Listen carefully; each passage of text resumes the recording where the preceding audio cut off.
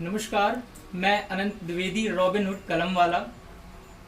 Friends, आज हम आपके बीच लेके आए हैं एक टॉक शो किस्सा खाकी का, कहानी नेकी और ईमानदारी की।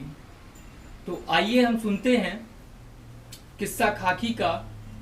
हमारे साथ मौजूद हैं अनुराग झारिया सर, जो कि भोपाल पुलिस में सब इंस्पेक्टर की पोस्ट पे तैनात हैं और अपनी सेवा वहां पे दे रहे हैं।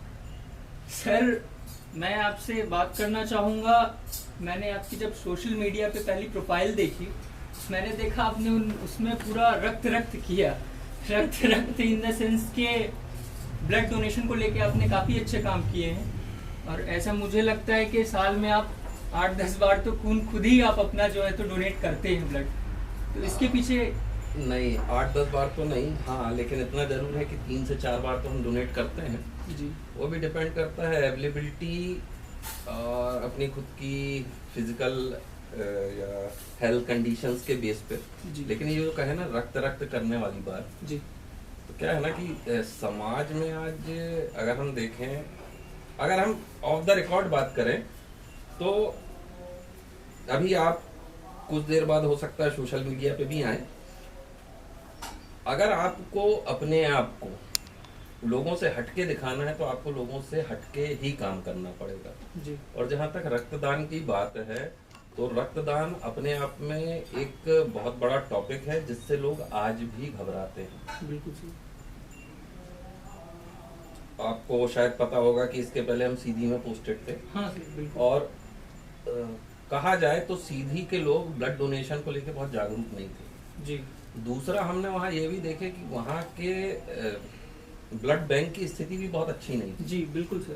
तो जब ये सब दृष्टिगत हुआ कि समस्याएं ग्रास रूट लेवल से बहुत ज्यादा बढ़ चुकी हैं जी।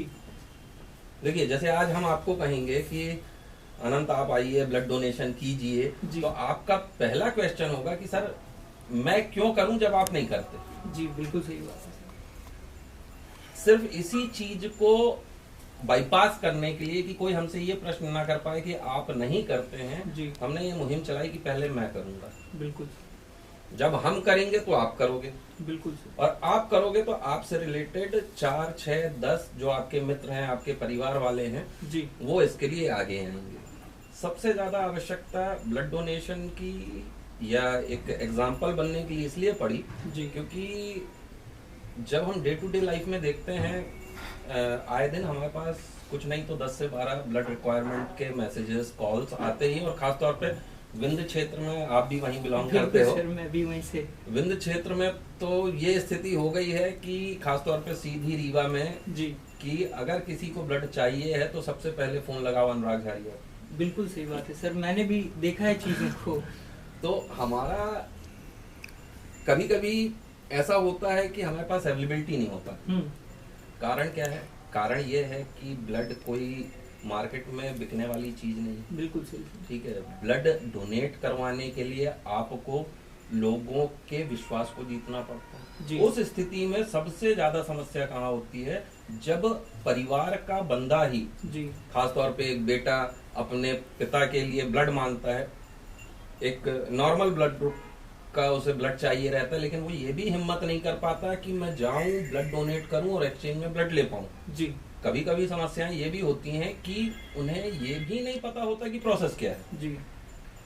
सिर्फ हम एक मीडियम या माध्यम का काम कर रहे हैं और उसमें ये रक्त करने वाली कोई कहानी नहीं है। बिल्कुल। उसमें सिर्फ और सिर्फ ये है कि जो लोगों को ब्लड डोनेशन की हकीकत नहीं पता है, जिनके अंदर घबराहट है और जो मजबूर है जी, उनके लिए अनुराग झारिया खड़ा है। क्या बात है सर, सुन रहे हैं आप सभी।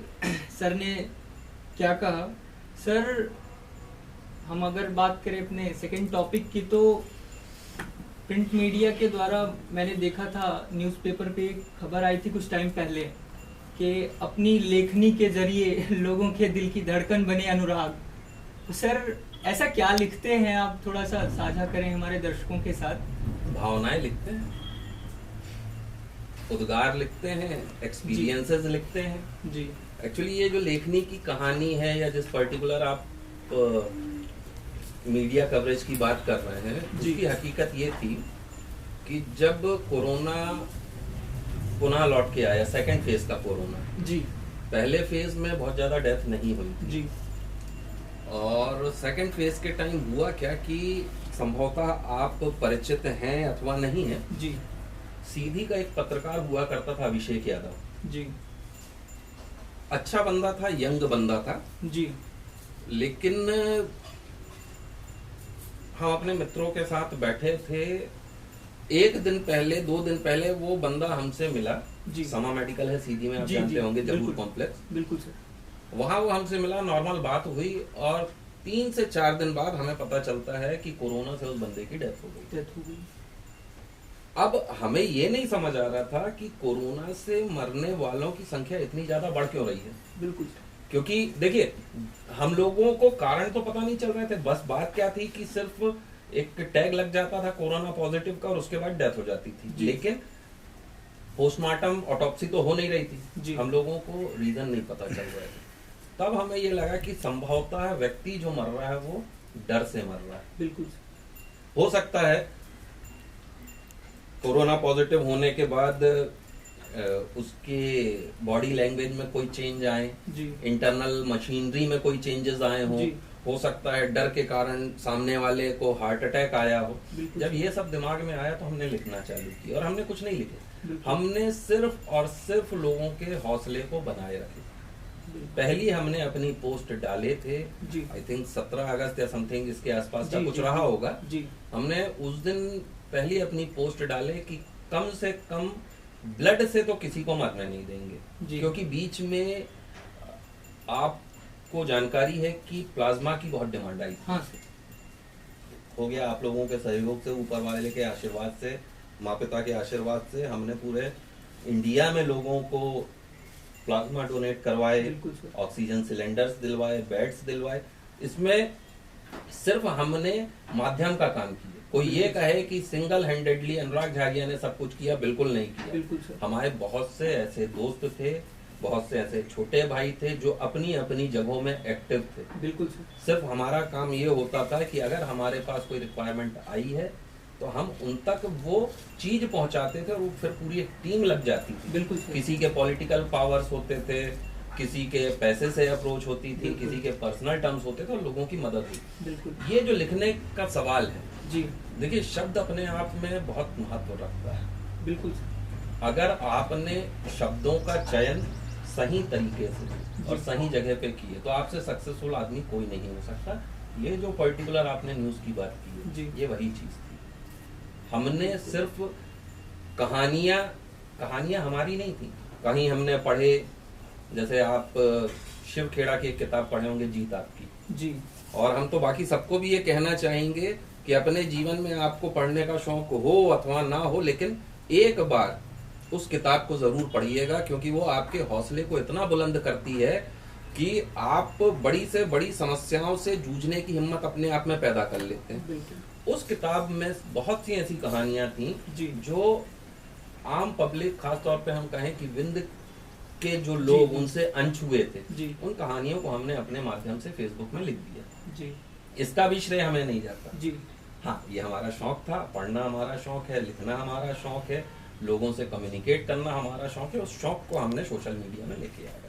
कई बार आप लोगों ने देखा होगा कि मैं भी कुछ अच्छी लाइनें लिखता हूँ, ज्यादातर वो मेरी लाइनें सर की चुराई हुई होती हैं। मैं सीधे से उन्हें सर की पोस्ट से कॉपी करके और फिर पेस्ट करता हूँ, और मैं नीचे सर कभी कभी मैं लिखता हूँ कि कॉपीड। यस। तो सर लाइनें वाकई अच्छी लिखते हैं, वो मैंने भी देखा है। सर आपने जैसा अभी बताया मुझे कि सोशल मीडिया के थ्रू आपने ये सारी चीजें की। बिल्कुल। आज सर सोशल मीडिया में एक दूसरा फेज भी है इसका। लोग आते हैं सोशल मीडिया में, मतलब 3 श्रेणियों में मैंने देखा है ये सोशल मीडिया के जो विद्यार्थी हैं। कुछ तो हो गए सर, आए बस नॉर्मली मतलब चेक किया, डे बाय डे एक्टिविटी चले गए। कुछ होते हैं सर के टिप्पणी करनी है उन्हें, लेकिन पता नहीं है कि क्या टिप्पणी करनी है, और बिना सोचे समझे वो कुछ भी किसी के बारे में भी सोशल मीडिया पे लिख के और चले जाते हैं। इसके लिए सर आपका क्या कहना है? सोशल मीडिया पे भी मतलब कुछ ऐसे नियम होने चाहिए या फिर क्या चीजें? देखिए क्या है अनंत जी कि जैसा कहा गया है ना कि दुनिया में भांति भांति के लोग होते जी। हैं, ये चॉइस आपकी होनी चाहिए कि आपको किस चीज के लिए फोकस्ड होना है। बिल्कुल सर। आप 3 कैटेगरीज की बात कर रहे हैं, जी। हम 2 कैटेगरीज की बात करते हैं। 2 कैटेगरीज में एक कैटेगरी के हम और आप हैं जी। जो पॉजिटिव सोच रहे हैं, जो अच्छा करना चाह रहे हैं, और आधे जो 50% हैं वो अनफोकस्ड लोग हैं जी। उन्हें बिल्कुल ये नहीं पता कि वो सोशल मीडिया में क्यों हैं। बिल्कुल सर। उन्हें ये लगता है कि अगर किसी पोस्ट में 150 लाइक आ गए, जी। 10-20 कमेंट आ गए तो उनका जीवन सफल हो गया। बिल्कुल सही बात। सोशल मीडिया ये नहीं है। आपको पता होगा कोरोना टाइम में ही जब ये ट्विटर वगैरह का इशू क्रिएट हाँ। हुआ तो गवर्नमेंट ये एक्शन लेने वाली थी कि हमारे नॉर्म्स को नहीं मान रही हैं ये कंपनीज, हम इनको ब्लैकलिस्ट करेंगे, मतलब इंडिया में फेसबुक ट्विटर ये बैन कर दिए जाएंगे। उस टाइम भी हमने on behalf of public government से रिक्वेस्ट की है। अब देखिए क्या होता है ना, सोशल मीडिया में आप डायरेक्टली कहीं नहीं जाते, लेकिन आप डायरेक्टली किसी को टैग करके अपनी बात वहां तक पहुंचा सकते हैं। हमने और हमारे काफी मित्रों ने सीएम साहब को, पीएम साहब को ये रिक्वेस्ट की है कि एटलीस्ट हमें कुछ टाइम और दीजिए सोशल मीडिया में। हमें सोशल मीडिया में रील्स नहीं बनाना है, हमें सोशल मीडिया में गाने नहीं देखने हैं, हमें ये जो बेहुदा वाहियात बहुत सी ऐसी चीज चल रही हैं जो हम नहीं देखना चाहते, लेकिन हम उस सोशल मीडिया का जो यूज करना चाहते थे वो आम पब्लिक के लिए करना चाहते थे। हम 50 बार किसी को फोन नहीं लगा सकते। हम अगर फोन लगा रहे हैं, अगर हमें अनंत आपसे बात करनी है तो हम आपको फोन लगाएंगे, लेकिन अगर हमें 50 लोगों से वही बात करनी है तो हम क्या करेंगे? हम सोशल मीडिया में पोस्ट डालेंगे, हम टैग करेंगे, हम समस्या लिखेंगे, और वो इंस्टेंटली वो समस्या कहाँ पहुंचेगी? 150 लोगों के पास पहुंचेगी, और जो 150 लोगों से जब सर्कुलेट होगी तो हजारों लाखों तक पहुंचेगी और एक व्यक्ति की मदद हो पाएगी। बिल्कुल सही सर।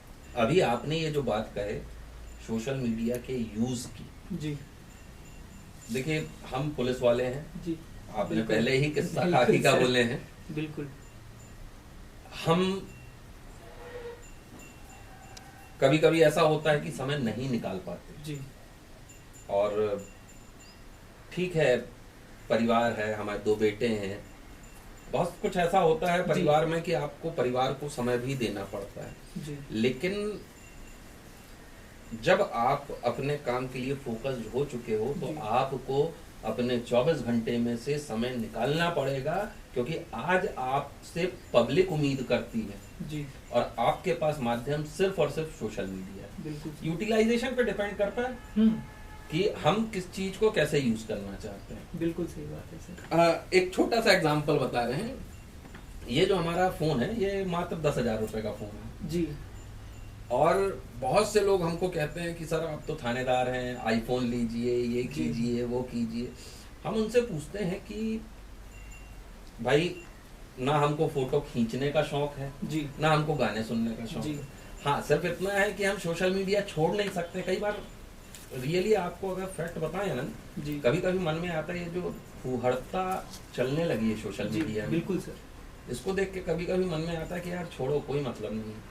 1 दिन 2 दिन हम सोशल मीडिया से दूर भी रहते हैं जी, फिर लगता है नहीं यार, कुछ बुरे लोगों के कारण आप बहुत से अच्छे लोगों को नहीं छोड़ सकते। उनको आपकी जरूरत है, आप तक पहुंचने का माध्यम सिर्फ और सिर्फ उनके पास ये सोशल मीडिया, फेसबुक, ट्विटर का प्लेटफॉर्म है। बिल्कुल सर।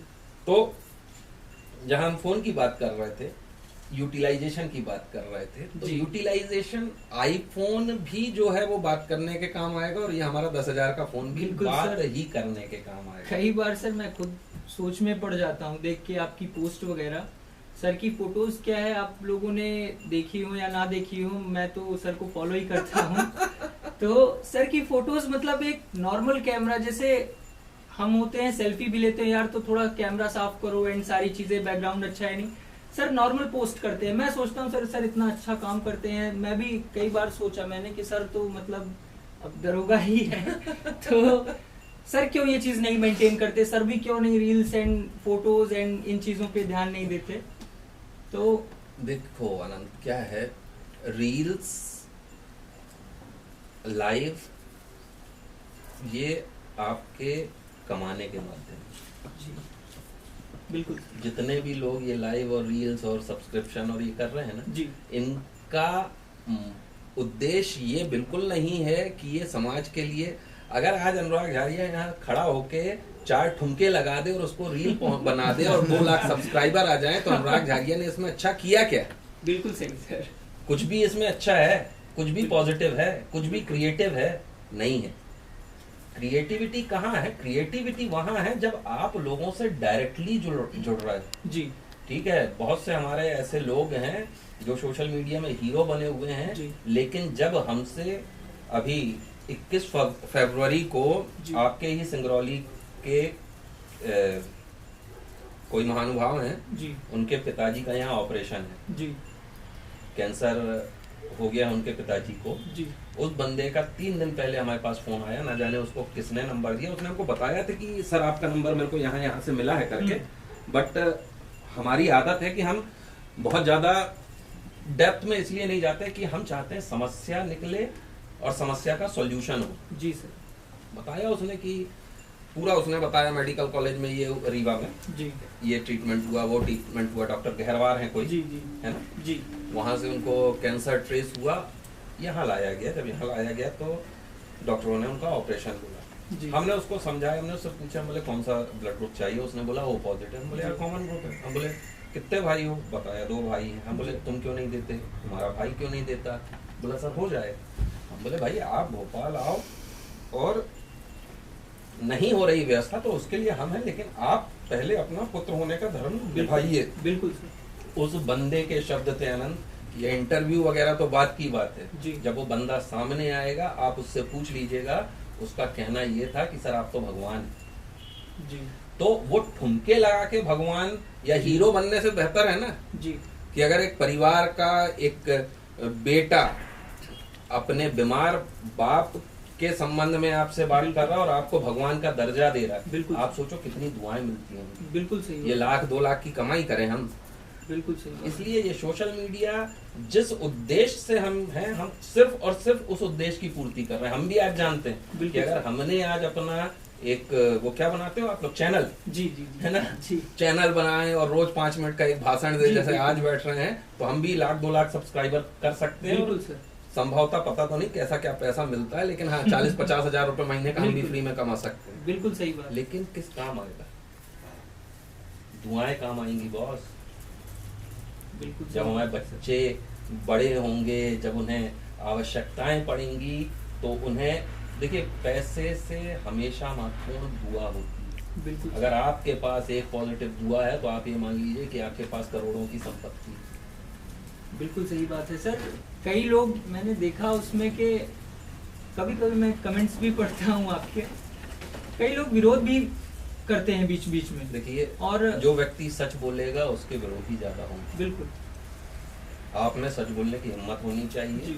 आप सच को सच और गलत को गलत बोल पाए। बिल्कुल। जिस दिन आपके अंदर ये हिम्मत आएगी, आपके विरोधियों की फौज खड़ी हो जाएगी। बिल्कुल सही बात है सर। का नेचर कैसा है आप सब खुद देख रहे हैं और वाकिफ ही हैं। नॉर्मली किसी की हिम्मत नहीं होती है कि कोई एक पुलिस ऑफिसर या फिर सब इंस्पेक्टर से डायरेक्टली कुछ भी बात कर सकता है, लेकिन सोशल मीडिया पे सर ने ऐसा बना के रखा है कि कोई भी हो, कहीं से भी हो, वो सर से डायरेक्टली बात करते हैं, डायरेक्टली अपनी प्रॉब्लम सर के साथ शेयर करते हैं। ये सर का इतना अच्छा व्यक्तित्व है, इसीलिए मैं भी आज यहाँ बैठ पाया हूँ। सर ने मेरी रिक्वेस्ट, एक बार मैंने रिक्वेस्ट की थी सर से, उसके लिए सर ने मुझे अपना यहाँ पे टाइम दिया है। सर हम अगले टॉपिक की ओर अगर बढ़ें तो सर देख रहा हूँ मैं इस टाइम का हाल ये है कि मैंने ज्यादातर अपने साइड ही देखा। जो हमारी यंग जनरेशन है सर, आफ्टर 12th या फिर कुछ तो 10th के बाद ही मैंने देखा कि पढ़ाई से कोई मतलब नहीं, 1-2 किसी पॉलिटिशियन को पकड़ना है, सेल्फी लेनी है, और वो अपने आप को प्रूफ करते हैं कि हम युवा नेता हैं।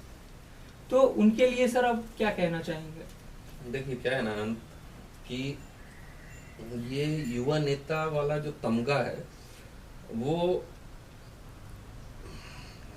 कैसे उसको एक्सप्लेन करें, लेकिन ये किसी काम का तमगा नहीं। ये युवा नेता या युवा राजनीति कब होती थी? जब वो दौर था कि शरद यादव जैसे लोग कॉलेज की राजनीति से उठ के नेशनल लेवल की राजनीति करते थे। बिल्कुल। आज क्या हो गया है, आज जैसे आप भी हो जी, हम भी हैं, बाकी भी लोग हैं, बिल्कुल। जब टीनेज में व्यक्ति पहुंचता है तो उसको लगता है मुझे इम्पोर्टेंस मिले। जी बिल्कुल सर। अपने आप को इम्पोर्टेंट फील करवाने के लिए सबसे आसान रास्ता उनको लगता है कि किसी बड़े व्यक्ति से जुड़ जाओ। इसमें सिर्फ हम नेताओं की बात नहीं करेंगे, इसमें पुलिस अधिकारियों की भी बात करते हैं। बिल्कुल। जैसे हमसे बहुत सारे लोग जब बात करते हैं फोन के माध्यम से, मैसेज के माध्यम से, तो वो हमको ही पहचान बताने लगते हैं कि सर वो हम आपके वो एसपी साहब से परिचित हैं, उनसे हमारा ये संबंध है।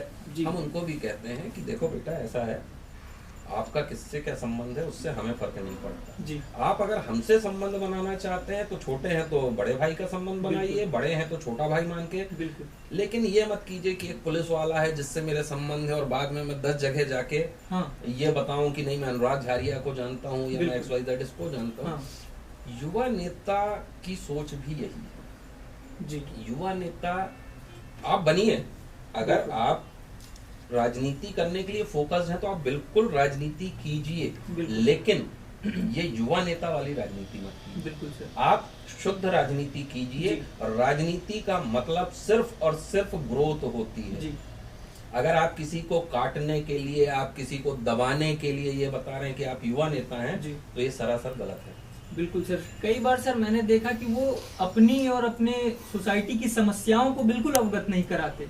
मैंने उनकी पोस्ट में क्या देखा, देखिए आनंद जी क्या है ना, समझ रहे हैं हम आप क्या कह रहे हैं। एक्चुअली ये जो युवा नेता है जी, इनको अगर दोनों को हम संधि विच्छेद करें, युवा अलग करें, नेता अलग करें, तो इनको नेतागिरी का ना भी नहीं पता है। बिल्कुल सर।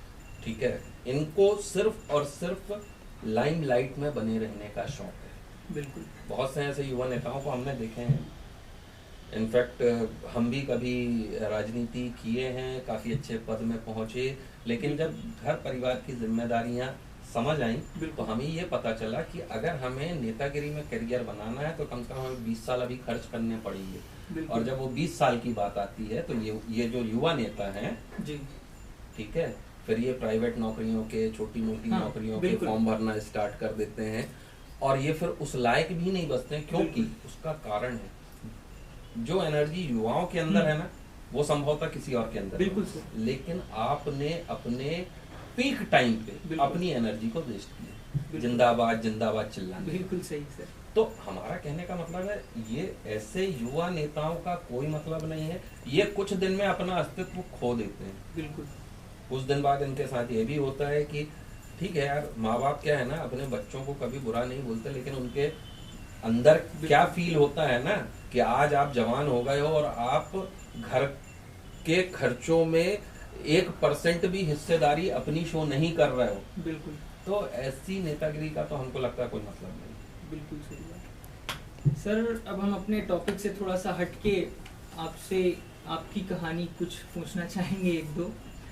आप सर सबसे पहले हमारे दर्शकों को ये बताइए कि जब आप पुलिस विभाग में आए, आपने अपनी पढ़ाई कहाँ से की एंड पुलिस विभाग में आने के लिए आपने अपना मन कैसे बनाया और फिर कैसे दरोगा की पोस्ट तक आप पहुंचे? एक्चुअली कभी हमने ये नहीं सोचे थे, टू बी वेरी ऑनेस्ट, कि हम पुलिस में आएंगे। बिल्कुल ठीक है, लेकिन कभी कभी क्या होता है ना कि भाग्य और किस्मत आपके लिए कुछ और डिसाइड करके रखती है। विंध्य क्षेत्र में हम कभी नहीं आना चाहते जी, बुरा मत मानिएगा, लेकिन जी, पहले हमारी भी वही सोच थी जो बाहर के लोगों की विंध्य के लिए है, खास तौर पर रीवा के लिए। बिल्कुल सर।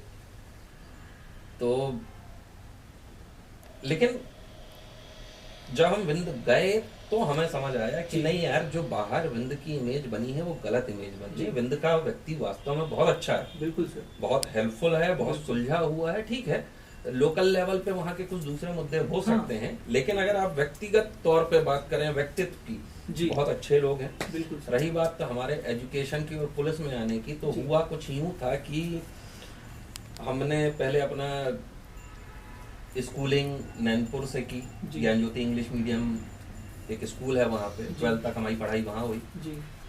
उसके बाद हमने, एक्चुअली हम इंजीनियर हैं जी, इलेक्ट्रिकल इंजीनियर हैं जी।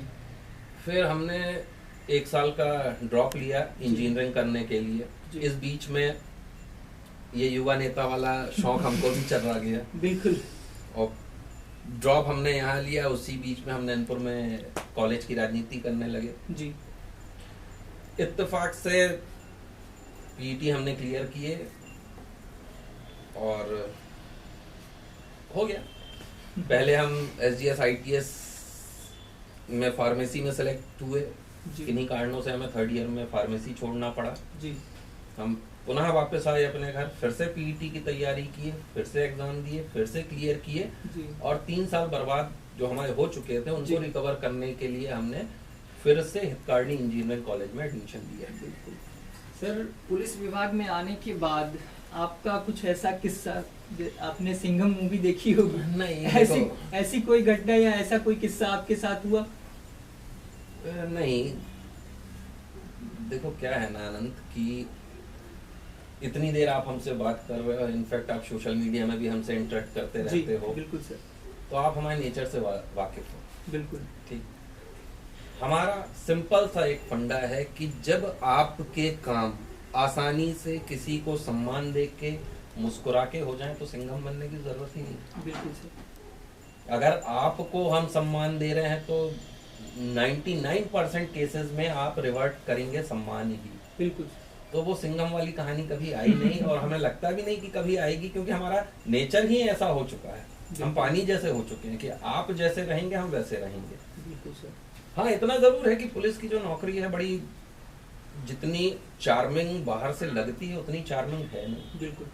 क्यों? क्योंकि क्या होता है ना कि जब आप खाकी पहन के पब्लिक के बीच खड़े होते हो तो पब्लिक की भावनाएं आपसे जुड़ जाती हैं, पब्लिक की उम्मीदें आपसे जुड़ जाती हैं और उस जगह पे आपको खड़े रहना, इनफैक्ट उस पोजीशन को बनाए रखना बहुत मुश्किल हो जाता है। बिल्कुल सर। कभी कभी फैमिली के ऐसे इश्यूज आते हैं कि आपको कभी कभी इतना परेशान हो जाते हैं, आपको समझ नहीं आता कि क्या करें।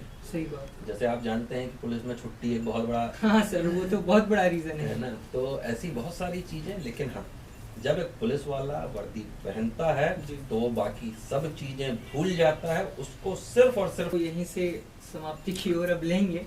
एक छोटा सा संदेश चाहूंगा मैं अपने दर्शकों के लिए आपसे, जो आप देना चाहें।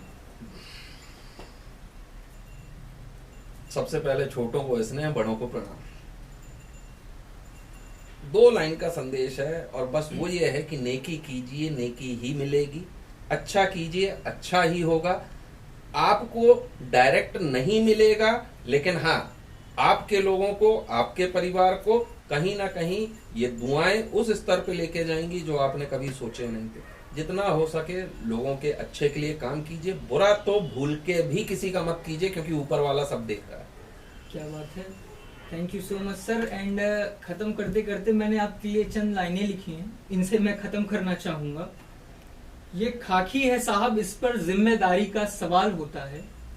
ये खाकी है साहब, इस पर जिम्मेदारी का सवाल होता है। इसे खुद से ज्यादा दूसरों का ख्याल होता है। और बात चाहे मोहब्बत की ही क्यों न हो जनाब, इसे सबसे पहले अपने वतन से प्यार होता है। क्या बात। ठीक है, हम आपसे विदा लेते हैं और बहुत जल्द हम फिर मिलेंगे एक नई कहानी के साथ। सर ने आपने अपना समय दिया, thank you so much sir. Thank you.